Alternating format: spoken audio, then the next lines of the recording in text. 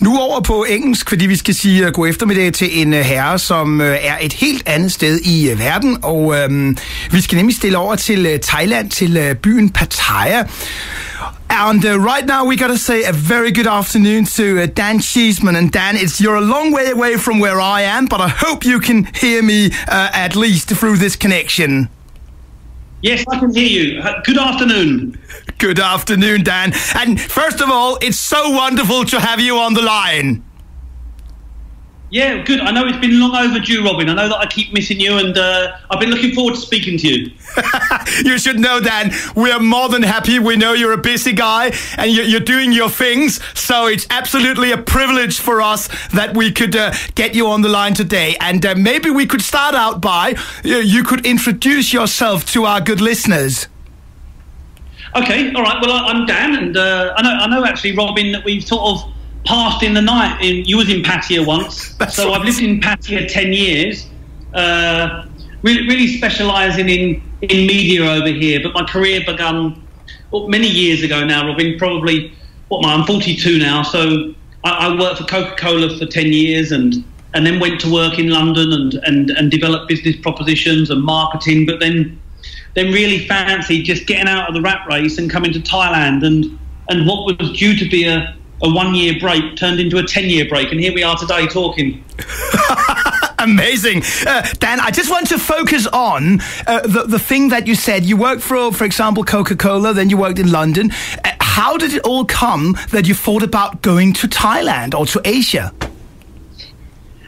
It's a good question, and I probably have to point the finger. I initially would point the finger of blame, but that's changed to my brother Neil. He just decided, I think I'd just split up from a long-term girlfriend, and he decided it might be a good idea for me to go to Thailand and let off a little bit of steam. So he took me to Pattaya, and the first thing I thought when we'd travelled, it was a long-haul flight, and we pulled up in a soy called Soy Bacau, and I saw lots of cables in the air, and I opened the taxi door, and perhaps the air smelt a little bit from some of the food stalls, which I wasn't used to, and I just thought it was a horrendous place he brought me to. Fantastic. Yeah, so it beggars belief that I'm here, but that was my initial response, and the longer I spent in Thailand, I found it increasingly difficult to even consider going back to the UK because of just the lifestyle and in fact some of the opportunities out here, which probably goes against what lots of people think. Yes, that's a very good thing, Dan, and I want to talk a little bit more into that in just a bit, because you're so good at describing this so graphically, because I can in my head, when you're saying this, by getting out in the soils and feeling that the culture and everything when you're coming the first time, it's quite overwhelming. It's completely different to anything you'll see in the Western world, and it depends on the perception of how you look at it, which is why my first perception was one of negativity, but it's actually charming, and it's quite nice to escape this regimented rat race, strict regime that I followed in the UK, which is probably the same as Denmark as well. So it's a little bit liberating, and the fact that it was so different and polarised to what I've seen before has made me a better person. But I probably changed so much that I would struggle in the UK now. But I can actually tell you a little fun story. The first time I came to Thailand with my cousin, we came into Phuket. We came up to our hotel, and both of us, not saying it to each other, we were so, shall we say, confused and all that with the long-haul flight and everything. We thought about, let's have a sleep in 4 hours, and after that we'll try to get a plane back home. Yeah, which would have been the worst thing to do. That's right. When you think about Thailand, I know that when people have come here on holiday, they've fallen in love with it, because back in the UK, there's advertising campaigns which are to encourage people, maybe 30 plus, to come back here and fall in love with the country they first visited when they probably came here backpacking, because it is that destination that when you're young, you grab a bag and come and experience the beaches. That's right. And I can also just add to what I said just before, Dan, that when I went home after 14 days from Phuket, I said I had to go back as quick as I can. Yeah, exactly. I remember sitting in my office in Old Street in London, and I had my headphones on while I was working on my computer, and I was listening to Thai songs. Now, I don't listen to Thai songs now, but I just wanted to be back with what I'd experienced. Fantastic. So Dan, you said the first time you came over with your brother. How long did you and your brother stay for the first time you came? Well, my brother had been here travelling before, so it was not new to him. And in fact, for all the places, you know, I'd heard about what Pattaya was like and perhaps had some reservations. But I've also got a lot of friends from back home. I come from Kent in the UK, and at one stage in Pattaya, there was about 8 people in Pattaya from Kent, where I come from, and it was strange to think, was it Pattaya, or was it the fact that people just needed to escape Kent? So I knew lots of people in Pattaya when I got here. So when you came the first time, did you only stay for a couple of weeks, then go back, and then you went back again and stayed for all that long time, or did you just come and stay like for a year the first time? No, so I come for a 2-week holiday. I remember it was in 2016, so 11 years ago now. 2006, yeah. And 2006, yeah, sorry. And by the time I got back to the UK, I've been questioning it for a long time, and I always remember the turning point when I got onto the train at 6:30 in the morning, something like that. It was dark, it was raining, and there was no seats on the train, because that was always the point, and I had another hour to go before I got into London. And I spoke to my friends, who were both standing, and said, "Is this how our life will pan out?" And their answer was, "I guess so." And I got to the office, and I had a really good job in London as well, and I said to my team, is this how our life will be forever? You know, that it may change, we may get promotion, or we may move house, but I could just see the predictability of life. And the answers were not the answers I wanted, because they said, "I guess so, but, you know, we have got a holiday to look forward to. And I don't want to live my life where I'm looking forward to the holiday. I want to make sure that I wake up every morning and there's no day wasted." So from that point, I decided I'm just gonna chuck in what I've got here and take a punt on going to Thailand. Dan, it's so interesting to hear you talking about all this, and we will come back to you straight after a record, and it's so wonderful to have you on the air. You should know that. We're very happy about it. Thank you. Stay there, Dan. We'll be back with you in just a moment. Fredagsshowet er frem til 16 med masser af skøn og positiv energi, og nu skal vi tilbage til Thailand, til Pattaya, hvor vi har Dan Cheeseman med på en linje, og jeg vil jo selvfølgelig igen gå over på engelsk, så Dan han kan følge med. Because Dan, I feel a bit bad when you hear all this Danish. You must say, "Ooh, what is he talking about?" Yeah, I'm very impressed how you can turn your language from Danish to English. I'm trying to master Thai here, but it's taken me 10 years. Well, actually, just I want to ask you that. How do you speak Thai?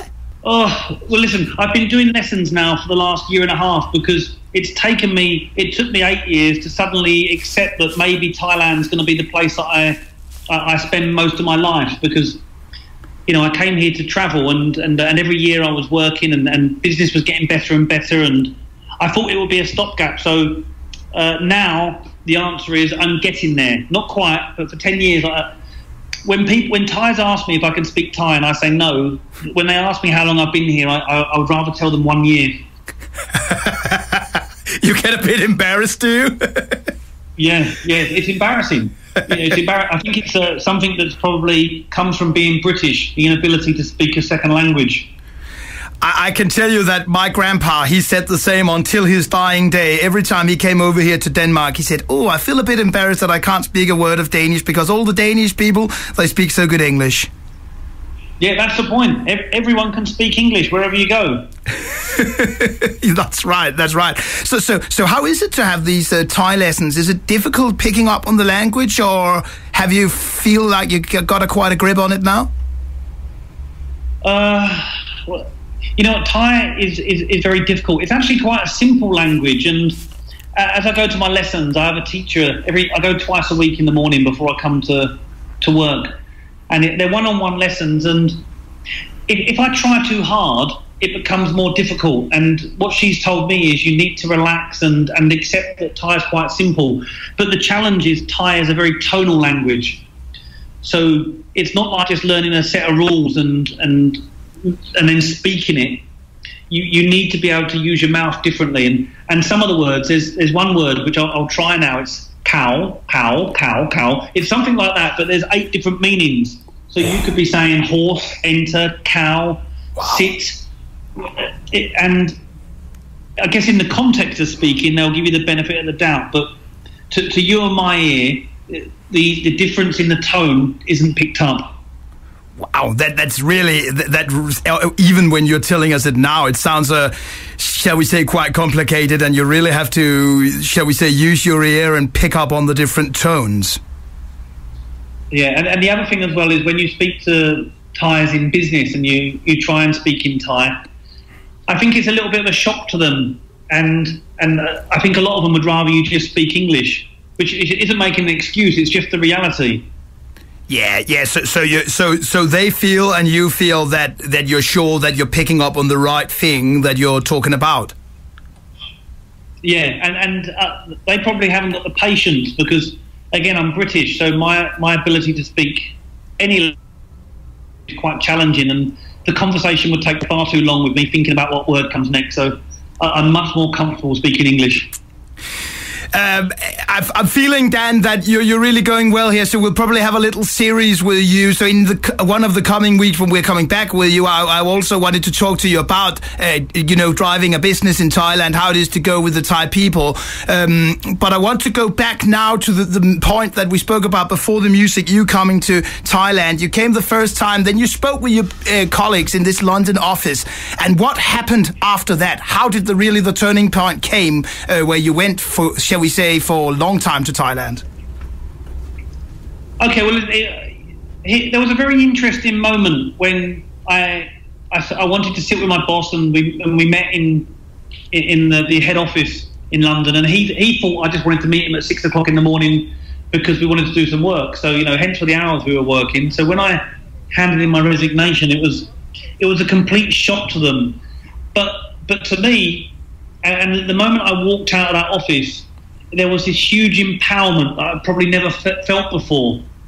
So there's one thing, achieving great thing in work and being promoted and earning all this money, but that was, it was almost like me not in control. It was an expectation that if you work hard, you get promoted. So to throw it all away and come to Thailand was just hugely empowering. And I actually remember one night, and I was in Rayong, so I'd travelled out of Pattaya, so a very sparse town, and I was just sitting on a balcony looking out over palm trees and beach and nothing really.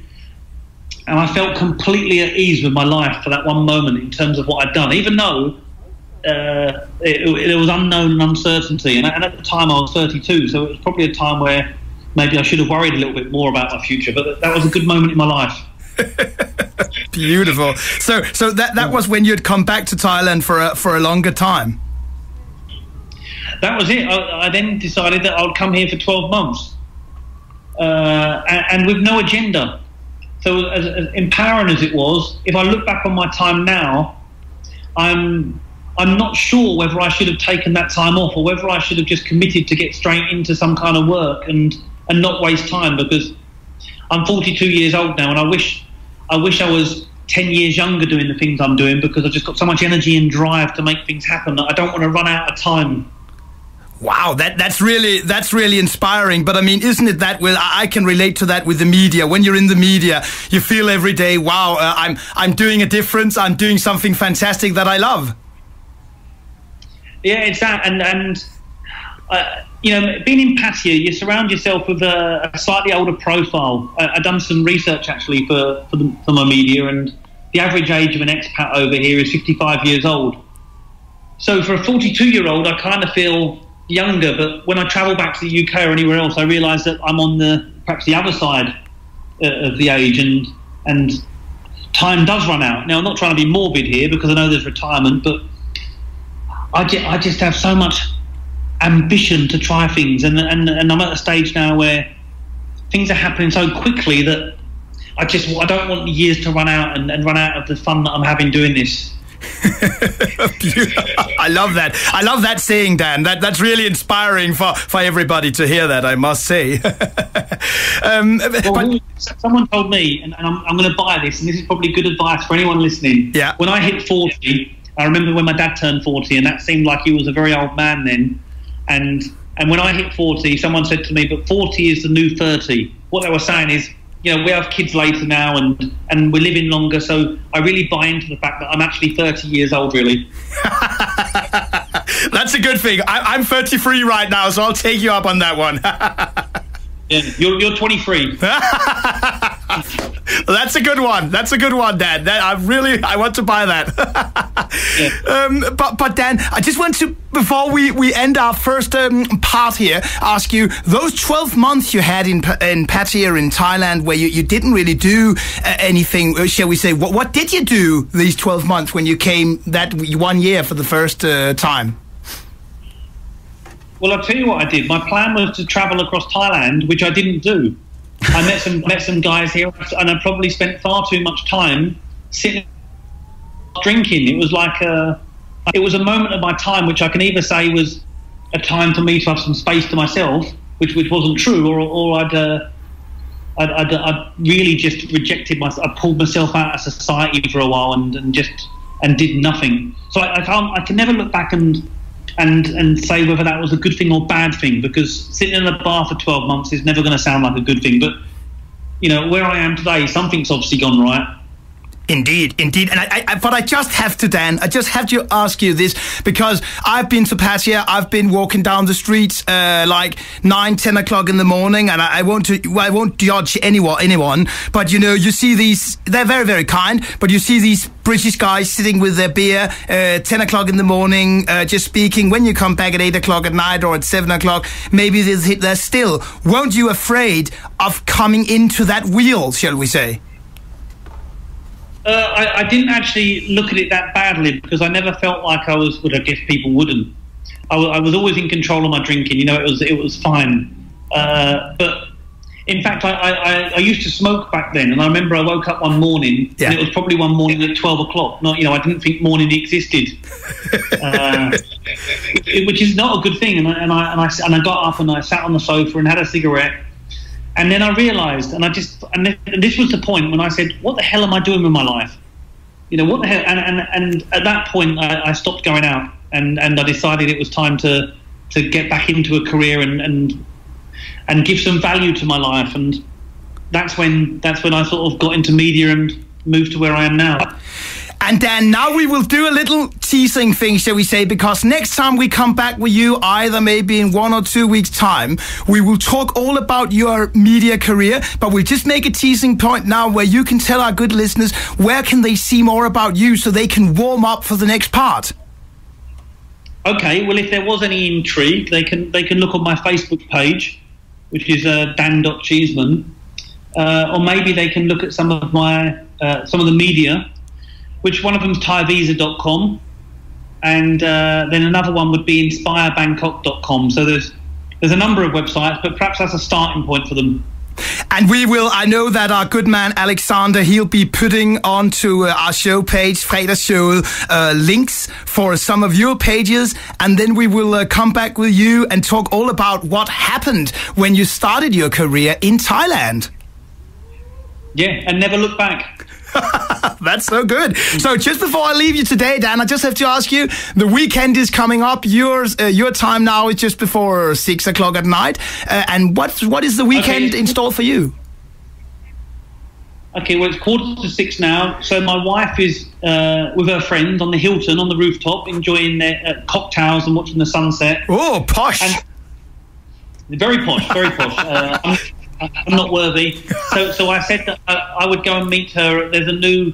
It's not. Don't get me wrong. I don't drink all the time, but there's a brand new bar that's opened, and I said, well, let's have a couple of drinks tonight, and then the weekend we can spend with our kids. Fantastic. So where are the kids now? Are they at some family or? I've got a nanny. So they're when my wife and I are both at work, the nanny's at home. Oh. But whenever we can, at the weekends, I really like to just get away. So the beauty of being in Thailand is, last weekend I was in Koh Chang, so it was a 3-hour drive, and then I'm on one of the most beautiful islands you'll see, and myself and family were on the beaches for a few days. So these are some of the benefits of living in a tropical country. Wow, that sounds so nice. So this weekend you'll stay at home, but just have a nice relaxing time with the family. First weekend actually in probably 2 months that we've not been out, so it'll be nice to just spend time in the house. Wow, that's really good, but that's very nice. We can just say where the bar you're going to see opening or going to the opening reception today. Where is that in Pattaya? Okay, so that's Soy Diana, which you know about. I do. I think you said you walk down there, and it's a craft beer. I really like craft beer, and I think it makes a change from just going to a regular bar. So I want to go and sample some. So I'll make a little note of that, Dan, and then when you come on next time, I'll ask you about how it went. Okay, I'll take you for a drink next time you come. Oh, that'll be beautiful. I love that, Dan. We'll even bring the microphone and we'll do a little reportage, you and me around Pattaya. Yeah, we can do that. Yeah. Love that. Dan, listen, we will keep in touch, and if you just stay on the line, but we will be back with you either next week or in 2 weeks' time, where we're going to talk all about your media and everything in Pattaya. Okay, sure. Sounds good. Beautiful. Good to meet you, Robin. And you too, Dan, and have a wonderful weekend. Yeah, thank you, and speak soon. And you. Cheers.